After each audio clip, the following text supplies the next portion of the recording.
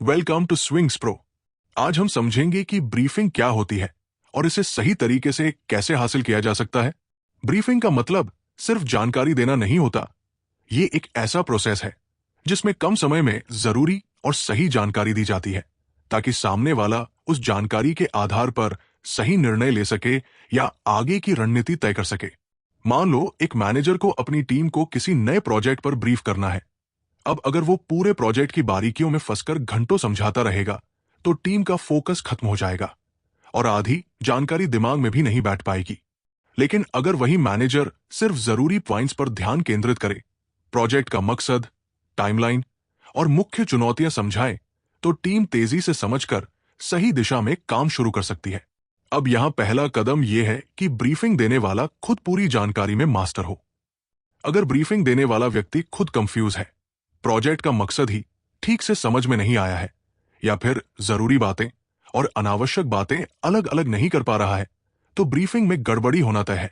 इसलिए सबसे पहले जरूरी है कि खुद को क्लियर करना, यह समझना कि उस प्रोजेक्ट या टॉपिक में सबसे जरूरी बातें क्या है, किन चीजों पर फोकस करना है और कौन सी जानकारी बाद में दी जा सकती है। मान लो एक सीनियर डॉक्टर को अपने जूनियर को किसी सर्जरी की ब्रीफिंग देनी है। अगर वो पूरे प्रोसेस को विस्तार से समझाने लगेगा तो जूनियर डॉक्टर को जरूरी चीजें याद नहीं रहेंगी। लेकिन अगर वो ब्रीफिंग इस तरह दे कि सर्जरी का मुख्य उद्देश्य क्या है, कौन से उपकरण चाहिए, किस तरह की जटिलताएं आ सकती हैं और किन बातों का खास ध्यान रखना है, तो जूनियर डॉक्टर को सही गाइडेंस मिल जाएगी और वो सर्जरी के दौरान सही निर्णय ले सकेगा। यहां दूसरी सबसे जरूरी बात है ब्रीफिंग का फोकस।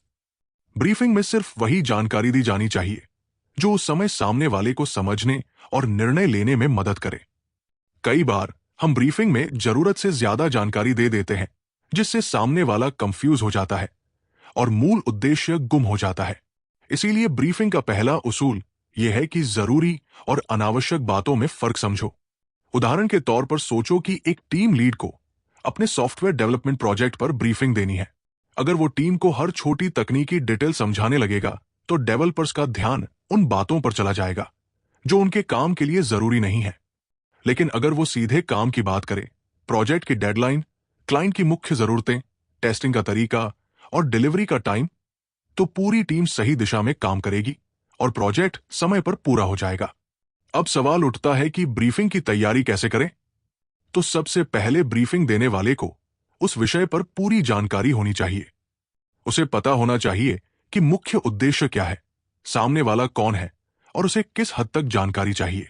हर ब्रीफिंग में ऑडियंस को ध्यान में रखना जरूरी है। मान लो कि एक सीनियर मैनेजर को बोर्ड ऑफ डायरेक्टर्स को प्रोजेक्ट ब्रीफ करना है, तो उसे सिर्फ बिजनेस ग्रोथ, फाइनेंशियल इंपैक्ट और संभावित रिस्क की बातें करनी चाहिए, टेक्निकल डिटेल्स में नहीं जाना चाहिए। लेकिन वही ब्रीफिंग अगर टीम को करनी है तो टेक्निकल पहलुओं और टाइमलाइन पर फोकस जरूरी है। संक्षेप में पहला कदम यह है कि ब्रीफिंग देने वाला खुद को पूरी तरह से तैयार करे, जरूरी और अनावश्यक जानकारी में फर्क करे और सामने वाले के नजरिए को समझकर ब्रीफिंग दे ताकि कम से कम शब्दों में पूरी बात समझाई जा सके और सामने वाला सही निर्णय ले सके। जब ब्रीफिंग देने वाला खुद क्लियर रहेगा तभी वो सामने वाले को प्रभावी तरीके से गाइड कर पाएगा और यह सफलता का पहला और सबसे जरूरी कदम है। अब जब ब्रीफिंग देने वाले ने खुद को तैयार कर लिया और समझ लिया कि क्या और कैसे बताना है, तो दूसरा कदम है ब्रीफिंग को सही तरीके से प्रस्तुत करना। ब्रीफिंग का तरीका और अंदाज बहुत मायने रखता है, क्योंकि सामने वाले को सिर्फ जानकारी नहीं चाहिए, उसे वो जानकारी इस तरह से चाहिए कि वो तुरंत समझ सके और बिना समय गवाए सही कदम उठा सके। यहां एक बात समझना जरूरी है कि ब्रीफिंग में सटीकता और स्पष्टता सबसे अहम होती है। मान लो अगर एक टीम लीड अपने डेवलपर्स को किसी नए फीचर पर काम समझा रहा है, तो उसे इस बात का ध्यान रखना चाहिए कि हर डेवलपर का रोल अलग है। जो चीज फ्रंट एंड डेवलपर के लिए जरूरी है वो बैक एंड डेवलपर के लिए उतनी महत्वपूर्ण नहीं हो सकती। अगर लीड ने बिना प्लानिंग के पूरी टीम को एक जैसी जानकारी दी तो कुछ लोगों को जरूरत से ज्यादा और कुछ को जरूरत से कम जानकारी मिल जाएगी और इससे काम में गड़बड़ी हो सकती है। इसलिए प्रेजेंटेशन को ऑडियंस के हिसाब से ढालना जरूरी है। अब यहां एक बेहतरीन उदाहरण लो। सोचो कि एक एयरलाइन का सीनियर पायलट जूनियर पायलट को टेक्स और लैंडिंग की ब्रीफिंग दे रहा है। अगर वो पूरी एविएशन थ्योरी में घुस जाएगा तो जूनियर कंफ्यूज हो जाएगा और जरूरी बातें भूल सकता है। लेकिन अगर वो ब्रीफिंग इस तरह दे कि मौसम कैसा है, रनवे की कंडीशन क्या है, हवा की दिशा और विमान का भार कितना है, तो जूनियर पायलट को सारी अहम बातें कुछ ही मिनटों में समझ आ जाएंगी और वो आत्मविश्वास के साथ टेक कर पाएगा। अब यहां दूसरा जरूरी पॉइंट आता है, ब्रीफिंग को सही स्ट्रक्चर में देना। ब्रीफिंग में हमेशा 3C का फॉर्मूला अपनाना चाहिए, क्लियर, कॉन्साइज और कन्विंसिंग। क्लियर मतलब बात इतनी साफ हो कि सामने वाले को समझने में कोई परेशानी ना हो। कॉन्साइज मतलब बात को कम से कम शब्दों में इस तरह कहना कि जरूरत भर की जानकारी मिले, अतिरिक्त बातें दिमाग में उलझन पैदा करती है। कन्विंसिंग मतलब ब्रीफिंग इस तरह हो कि सामने वाले को समझ में आ जाए कि उसे अगला कदम क्या उठाना है और क्यों। सोचो, अगर एक स्टार्टअप का CEO अपने इन्वेस्टर्स को ब्रीफ कर रहा है। अब अगर वो पूरी कंपनी की कहानी बताने लगेगा तो इन्वेस्टर्स बोर हो जाएंगे और असली मुद्दे से ध्यान हट जाएगा। लेकिन अगर वो सिर्फ उन बातों पर फोकस करे, मार्केट डिमांड, इन्वेस्टमेंट का रिटर्न और भविष्य की संभावनाएं, तो इन्वेस्टर्स को सही जानकारी मिलेगी और वे निवेश करने का फैसला जल्दी और सही तरीके से ले सकेंगे। अब दूसरा बड़ा मुद्दा आता है, ब्रीफिंग की टाइमिंग। ब्रीफिंग जितनी जल्दी और सही समय पर हो, उतना ही असरदार होती है। मान लो एक फायर फाइटर को अपनी टीम को आग बुझाने की रणनीति समझानी है। अगर वो मौके पर पहुंचकर प्लान समझाने में देर कर देगा तो नुकसान बढ़ सकता है। लेकिन अगर वो पहले से ही पूरी टीम को सही निर्देश दे और मौके पर सिर्फ आखिरी गाइडेंस दे तो पूरा ऑपरेशन समय पर और सही तरीके से हो जाएगा। टाइमिंग के अलावा ब्रीफिंग में टोन और बॉडी लैंग्वेज भी महत्वपूर्ण भूमिका निभाते हैं। अगर ब्रीफिंग देने वाला आत्मविश्वास के साथ, सीधा नजर मिलाकर और प्रोफेशनल अंदाज में बात करेगा तो सामने वाला उस जानकारी को गंभीरता से लेगा। लेकिन अगर ब्रीफिंग देने वाला हिचकिचाए, उलझन में दिखे या बहुत तेजी से बोले तो सामने वाले को जानकारी समझने में परेशानी हो सकती है। उदाहरण के लिए, अगर एक पुलिस अफसर किसी ऑपरेशन से पहले अपनी टीम को ब्रीफ कर रहा है तो उसकी आवाज में आत्मविश्वास और आदेश का भाव होना चाहिए, ताकि टीम बिना किसी शक-शुबह के उस रणनीति को अपनाए और सही दिशा में कदम उठाए। तीसरी और सबसे अहम बात यह है कि ब्रीफिंग में एक्शन पॉइंट्स हमेशा क्लियर होने चाहिए। ब्रीफिंग के अंत में यह साफ होना चाहिए कि अगला कदम क्या है और किसे क्या करना है। अगर ब्रीफिंग के बाद भी सामने वाला यह सोच रहा हो कि अब आगे क्या करना है, तो इसका मतलब है कि ब्रीफिंग पूरी तरह सफल नहीं हुई। मान लो कि एक प्रोजेक्ट मैनेजर ने अपनी टीम को ब्रीफ किया कि अगले 15 दिन में प्रोजेक्ट को क्लाइंट को डिलीवर करना है। लेकिन अगर उसने ये नहीं बताया कि किस डेवलपर को किस मॉड्यूल पर काम करना है, टेस्टिंग टीम को कब रिपोर्ट देनी है और डेडलाइन क्या है, तो पूरी टीम कंफ्यूज हो जाएगी और प्रोजेक्ट की प्रगति रुक जाएगी।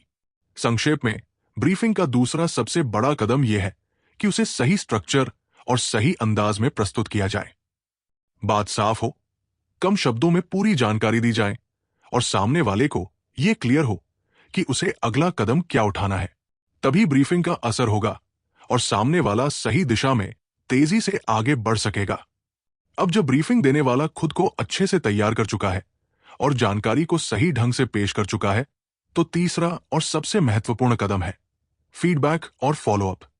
ब्रीफिंग का असली उद्देश्य तभी पूरा होता है जब सामने वाला उस जानकारी को सही तरीके से समझे और उसके आधार पर सही कार्रवाई करे। लेकिन कई बार ऐसा होता है कि ब्रीफिंग के बाद भी सामने वाला पूरी बात नहीं समझ पाता या किसी महत्वपूर्ण पॉइंट को मिस कर देता है। इसलिए फीडबैक लेना और फॉलोअप करना ब्रीफिंग की सफलता के लिए बेहद जरूरी है। अब इसे एक उदाहरण से समझो। मान लो कि एक स्कूल का प्रिंसिपल टीचर्स को ऑनलाइन क्लासेस के नए सिस्टम पर ब्रीफ कर रहा है। उसने सब कुछ अच्छे से समझा दिया, लेकिन अगर उसने ये चेक नहीं किया कि टीचर्स ने सही से समझा या नहीं, तो बाद में क्लास के दौरान गड़बड़ी हो सकती है। लेकिन अगर वो ब्रीफिंग के बाद कुछ मिनट का समय लेकर टीचर से ये पूछे कि क्या उन्हें सब कुछ क्लियर है, क्या किसी पॉइंट पर कोई कंफ्यूजन है या फिर कोई सवाल है, तो इससे उसे तुरंत पता चल जाएगा कि किसे और किस पहलू पर और समझाने की जरूरत है। फीडबैक लेना इसलिए जरूरी है क्योंकि हर इंसान की समझने की क्षमता अलग होती है। कई बार ब्रीफिंग देने वाला सोचता है कि उसने सब कुछ साफ साफ समझा दिया, लेकिन सामने वाला किसी पहलू को गलत समझ सकता है। ऐसे में फीडबैक लेने से ब्रीफिंग की प्रभावशीलता को परखा जा सकता है। ब्रीफिंग के अंत में एक छोटा सा रिकैप लेकर या सवाल पूछकर यह सुनिश्चित करना चाहिए कि जो जानकारी दी गई है उसे सही तरीके से समझा गया है।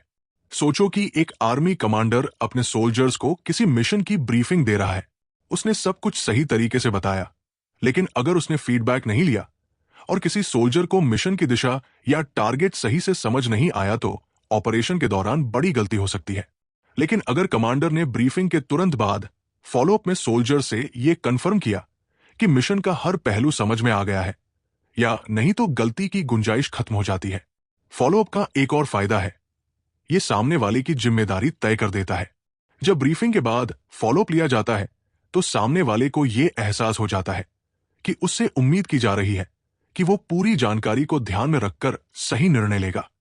ये एक तरह की मेंटल कंडीशनिंग है जो सामने वाले को ज्यादा फोकस्ड और जिम्मेदार बनाती है। मान लो कि एक मार्केटिंग मैनेजर ने अपनी टीम को किसी नए प्रोडक्ट की लॉन्च स्ट्रेटजी समझाई। उसने हर स्टेप क्लियर किया, सोशल मीडिया प्लान, प्रमोशन की टाइमिंग और टारगेट ऑडियंस।